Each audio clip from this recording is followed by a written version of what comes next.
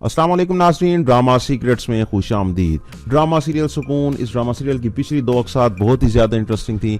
आपने देखा कि आखिरकार हमदान के पल्ले ऐना को बांध दिया गया था और ऐना भी अपनी ज़िंदगी में बेजार है, बहुत ज़्यादा परेशान है। फ़िलहाल सदमे से बाहर नहीं आ रही क्योंकि वो अभी तक सोच रही है कि ये उसके साथ हुआ क्या है। एक ही लम्हे में वक्त बदल गए, हालात बदल गए, जज्बात बदल गए। अब आप एपिसोड नंबर 14 में सबसे पहले देखेंगे कि ऐना की बहन अपनी माँ से कहती है कि अम्मी जान, हमें ऐना की सारी हकीकत के बारे में अबू जान को आगाह करना होगा। अगर अबू को ये बात नहीं बताएंगे तो अबू सारी जिंदगी ऐना को कभी माफ नहीं करेंगे। और वो ये भी कहती है कि अगर हमने अबू को नहीं बताया, उस्मान की असलियत के बारे में अबू को नहीं बताया, तो अबू सारी जिंदगी हम लोगों को भी माफ नहीं करेंगे। आप अच्छी तरह से जानती हैं कि अबू की नज़र में इस वक्त फूफो की क्या इज्जत है, उस्मान की क्या इज्जत है। उन दोनों ने हम सब की इज्जत को दागदार कर दिया। जबकि आप भी जानती हैं और मैं भी जानती हूँ कि ऐना घर से भाग कर नहीं गई थी। आखिर किसी न किसी तरह से हमें अबू जान को असलियत बतानी होगी। जब वो ये बात करती है तो उनकी फूफो जान भी ये सारी बातें सुन रही होती हैं।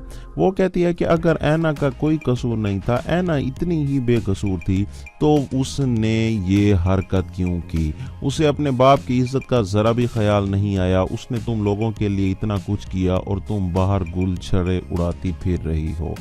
इतने में नाजरीन आप देखेंगे कि ऐना भी वहां पर आ जाती है। आखिरकार हमदान ऐना को उसके बाप से मिलवाने के लिए हॉस्पिटल ले आता है। जब ऐना की फूफो ऐना को वहां पर देखती है तो वो भी और ज्यादा गुस्से में आ जाती है। तो वो कहती है कि इतना कुछ होने के बावजूद भी तुम मुंह उठाकर यहाँ कैसे आ सकती हो? मेरे भाई की जो भी हालत है उसकी जिम्मेदार तुम सब हो। लेकिन ऐना उस वक्त शर्मिंदगी से, निदामत से कोई जवाब नहीं देती। ऐना अपने बाप के कमरे में चली जाती है।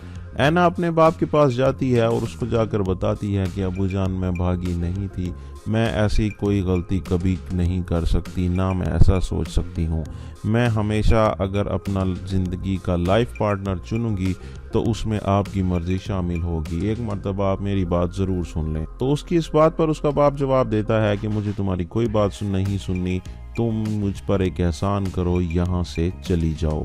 जब वो अपने बाप से मिलके बाहर आती है तो उसकी फूफो जान उसके सामने हाथ जोड़ती है और बोलती है कि मेरे भाई की जान बख्श दो, खुदा का वास्ता है, यहाँ से चली जाओ। जब वो ये बात करती है तो ऐना की माँ भी वहाँ पर मौजूद होती है। ऐना की माँ उसको कहती है यहाँ से चली जाओ ऐना।